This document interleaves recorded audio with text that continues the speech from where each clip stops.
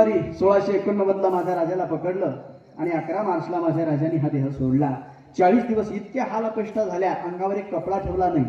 चांबडी सोलून काढली हो माझ्या राजाची, चांबडी सोलून काढली. काकडी सोलल्यानंतर जशी दिसते तसं माझं राजाचं शरीर दिसायला लागलं हो. सोललेलं गाजर दिसावं तसं लाल भडक नुकताच शेंदूर फासलेला मारुती जसा दिसतो ना तसं माझं राजाचं शरीर दिसायला लागलं. अंगातून रक्त वाहायला लागलं. वय वर्ष फक्त 32 वर्षाचा हा नवयुवक साखरदणाने बांधलेला होता. संभाजी राजांची गळ्यामध्ये चपलांचा हार काय आणि धिंड काढण्यात आली. महाराज ज्याच्या मस्तकावरती जिरे टोप पाहिजे त्याच्या मस्तकावर काट्याचा मुकुट होता. ज्याने राजपुत्रासारखं वावरायला पाहिजे होतं त्याला एखाद्या कैद्यासारखं करून टाकलं औरंगजेबाने. आणि औरंगजेबाने हे दाखवून दिलं जगाला की जो माझ्या नादी लागेल ना मी त्याची अवस्था अशी करेल. हा त्याचा उद्देश होता. 40 दिवस जिथे फिरवलं माझ्या राजाला. एक चांबडी पूर्ण सोलून काढली हो. अंगावर एक छोटीशी जागा ठेवली नाही. कुणी मिरची पावडर टाकावी, कुणी मीठ टाकावं. तुम्ही कल्पना करा थोडासा चाकू आपल्याला लागू द्या, तुमचा हात सुद्धा भाजीमध्ये जेवताना बुडवत नाही. आपण ते बोट वरती ठेवतो, भाजीत ते बोट बुडवण्याची हिंमत होत नाही. ज्याच्या अंगावरती अजिबात चांबडी ठेवली नाही त्या संभाजी राजाच्या अंगावर कुणीतरी यावं, मीठ फेकावं, कुणीतरी यावं आणि मिरची पावडर फेकावी. केवढा मोठा भयंकर असह्य त्रास असेल तो विचार करा ना. केवढा त्रास असेल. एवढा असह्य त्रास माझ्या राजाने सहन केला 40 दिवस. याचा गेन खोला आणि मॉनिटर वाढवा आता 5 मिनिट. छत्रपती संभाजी राजांनी 40 दिवस हाल अपेष्टा सहन केल्या आणि शेवटी औरंगजेबाच्या समोर आणलं महाराज. औरंगजेबाच्या समोर ज्यावेळेस संभाजी राजांना आणलं गेलं, संभाजी राजांना साखळीने बांधलं होतं, दोरीनी नाही. कारण औरंगजेबाने आपल्या लोकांना सांगितलं होतं रस्सी से बांधकर मत लाना उसका फर्क हो, रस्सी से बांधकर मत लाना उसका फर्क हो हमारे सामने, क्योंकि हमने उसे देखा है. 9 बरस का था, आगरा में आया था शिवाजी राजा के साथ, उसके अब्बा के साथ. 9 बरस का था तब हमने देखा है, तब हमने उसकी आंखें देखी है. उसकी आंखें तब भी झुकी नहीं थी हमारे सामने. अब 32 साल का हो गया है, अब तो झुकेगा नहीं हमारे सामने. और हमने देखा है शंभू को, वो इंसान नहीं तूफान है, तूफान तोड़ देगा वो रस्सी, तोड़ देगा रस्सी. उसे रस्सी से बांधकर मत लाना, जंजीर में जकड़ कर लाना. म्हणून संभाजी राजांना साखळीने बांधून आणलेलं होतं. साखळदाण्याने बांधून आणलेलं आहे महाराज, बांधलेला आहे. आणि शंभू राजाच्या समोर औरंगजेब जातोय. औरंगजेब संभाजी राजांच्या जवळ जातो. 15 फुटावरती उभा राहिला आणि 15 फुटावरून बोलायला लागला. औरंगजेब संभाजी राजांशी संभा अब बोल, जीत किसकी और हार किसकी है.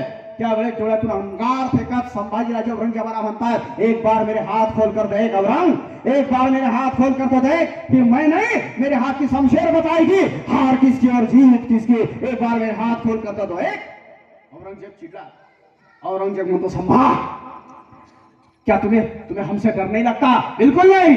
कधी कलशांना सुद्धा बांधलेलं होतं, तुम्ही छवा पाहिलाय. औरंगजेब विचारतो संभा क्या तुम्हें हमसे डर नहीं लगता. बिल्कुल नहीं. संभा तुम्हारी जिंदगी हमारे हाथ में और तुम्हारी मौत हमारे हाथ में. हमने चाहा तो मौत, हमने चाहा तो जिंदगी, बख्शते हैं जिंदगी तुम्हें ऐ संभा, इस्लाम कबूल कर लो. त्यावेळेस डोळ्यातून अंगार फेकत संभाजी राजांनी सांगितलं औरंग धर्म मतलब आस्था, और आस्था कभी बदली नहीं जाती. हम बार बार जिएंगे, बार बार मरेंगे, लेकिन हिंदू धर्म कभी नहीं छोड़ेंगे. ना तो इस्लाम कबूल करेंगे. हम हिंदू बनकर जिए हैं, हम हिंदू बनकर ही मरेंगे. महाराज त्यावेळेस औरंगजेब चिडला आणि औरंगजेब म्हणतो संभा अपनी गर्दन नीचे झुकाओ. नहीं झुकाऊंगा. नहीं झुकाएगा. नहीं. अपनी आंखें तो नीचे झुकाओ संभा. नहीं झुकाऊंगा. नहीं झुकाएगा. बिल्कुल नहीं झुकाऊंगा. तो निकाल दो इसकी आंखें. लोखंडी सळ्या गरम केल्या आगीमध्ये. प्रसंग तुम्हाला माहित आहे. लोखंडी सळ्या लालबुंद केल्या आगीमध्ये संभाजी राजांच्या डोळ्यासमोर नेल्या. अरे ज्याला डोळ्यात खुपसायच्या होत्या ना त्या सळ्या, त्याचे हात सुद्धा लटलट कापायला लागले. संभाजी राजांनी सांगितलं तू तुझं काम कर, तू घाबरू नकोस, घाल माझ्या डोळ्यात सळ्या. संभाजी राजांनी डोळ्याची पापणी लावू दिली नाही. एकटाक नजरेने बघत राहिले. अरे ज्याच्या हातात सळ्या होता तो विचार करायला लागला अरे काय माणूस आहे हा, डोळ्याची पापणी लावत नाही याच्या. लाल बुंद झालेल्या त्या पापण्या आणि औरंगजेबाने पुन्हा आवाज दिला निकाल दो इसकी आंखें. लोखंडी लाल बुंद सळ्या संभाजी राजांच्या डोळ्यात खुपसल्या. सर्रकन आवाज झाला. रक्ताच्या चिरकांड्या बाहेर आल्या. काळीशार छिद्र इथे उभे राहिले आणि त्या सळ्या जशा डोळ्यात खुपसल्या गेल्या तशी मेंदूला ठणक गेली. आणि मेंदूला ठणक गेल्याबरोबर माझा राजा आक्रोश करतो. शिवाजी राजांची आठवण झाली. मेंदूला ठणक गेल्याबरोबर माझा राजा आक्रोश करतो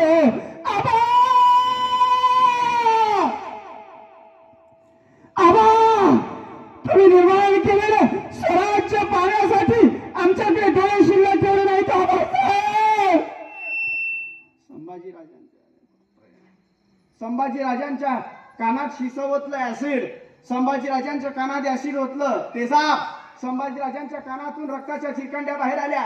संभाजी राजांच्या कानातून रक्ताच्या जसा चिरकांड्या बाहेर यायला लागल्या तसा संभाजी राजा आक्रोश करतो, आबा ज्ञानोबांच्या ओव्या आणि तुकोबांचे अभंग ऐकण्यासाठी आमच्याकडे कान शिल्लक ठेवली नाहीत आबा. संभाजी राजांची जीभ हसळून काढली महाराज. जीभ सांगशीनी पकडली, हसळून काढली. हितभर जीभ खाली पडली. रक्त ओकायला लागला माझा राजा. रक्ताची धार तोंडातून व्हायला लागली. माझा राजा आक्रोश करतो, आबासाहेब जगदंब जगदंब म्हणण्याकरता आमच्याकडे जीभच शिल्लक ठेवली नाही आबासाहेब. संभाजी राजांचे हात छाटले. शंभू राजा आक्रोश करतो, आबा तुम्ही निर्माण केलेलं स्वराज्य रक्षण करण्याकरता आणि रक्षणार्थ हातात तलवार धारण करण्याकरता आमच्याकडे फक्त मनगटच शिल्लक ठेवली नाही बाबा. संभाजी राजांचे पाय छाटले. संभाजी राजांनी झुकवले नाही, आपले पाय झुकलेच नाही संभाजी राजे. शेवटी म्हणावं लागतं, देश धर्म पर मिटने वाला शेर शिवा का छावा था.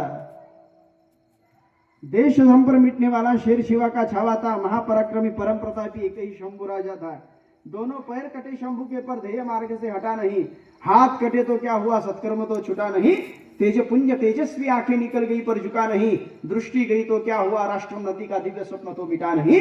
जीवा काटी खून बहाया, धर्म का सौदा किया नहीं. शिवाजी का ही बेटा था, गलत राह पर चला नहीं. रामकृष्ण शादी वाहन के पद से विचलित हुआ नहीं. गर्व से हिंदू कहने में कभी किसी से डरा नहीं.